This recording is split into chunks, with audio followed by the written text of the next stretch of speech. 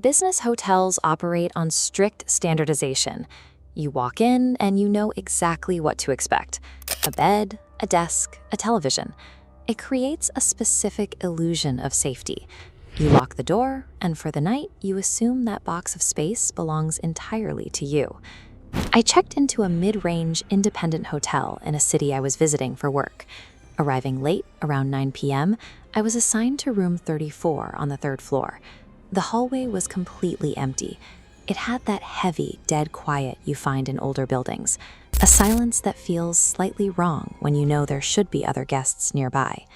If we look at this floor plan of room 34, you can see the standard layout. Queen bed on the far wall, a small desk by the window, a bathroom near the entrance.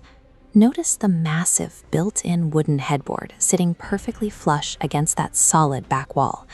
I went to sleep. Look closely at the corner near the window. At 2 a.m., the isolation broke. I woke up to muffled voices coming directly from that corner. They were low, rhythmic whispers. I assumed it was a late-night conversation bleeding through thin drywall from a neighboring room. Annoying, but easily explainable. Then the whispers stopped. A moment later, a new sound replaced them. It was a slow, deliberate scrape, like a heavy piece of furniture being dragged across a hard floor. I sat up immediately, turned on the bedside lamp, and checked my room. The desk, the chair, the suitcase, everything was exactly where I had left it. I stood in the middle of the room and listened. The hallway was dead silent. The walls were solid. There was absolutely no physical source for that heavy friction anywhere in my line of sight. The predictable, isolated box that I thought I had rented was suddenly producing sounds that defied its own spatial logic. I eventually went back to sleep, blaming the old pipes. But at 3:30 in the morning, the scraping returned. It was noticeably louder this time, and it wasn't coming from the corner anymore. It was coming from directly behind my head, straight through the massive wooden headboard. I got out of bed and stood on the far side of the room to get a different angle. The built-in headboard was designed to make the drywall behind it invisible, leaving zero gap. I had to know what was back there. I grabbed the edge of the unit. It weighed a massive amount, but I braced myself and pulled it forward. As the heavy wood scraped away from the wall, a vertical shadow appeared in the gap. This wireframe reveals exactly what the hotel tried to hide.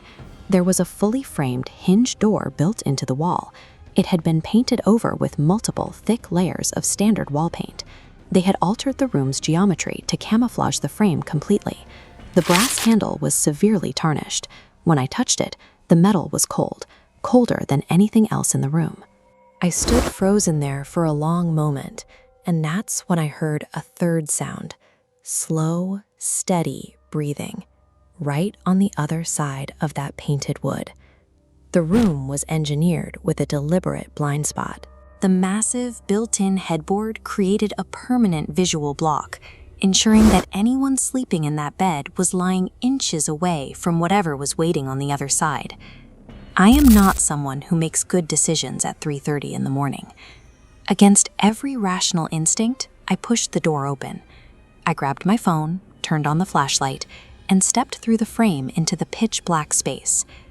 My flashlight beam cut through the dark to reveal an inverted floor plan. This expanded diagram shows a mirror duplicate of room 34. The bed frame was there, stripped of its mattress. The curtains were drawn tight, and the entire layout was buried under decades of thick dust. The peeling wallpaper and water-stained carpet proved no one had walked in there for years. Yet I had just heard heavy furniture moving. I had just heard steady breathing. I swept the light across the void.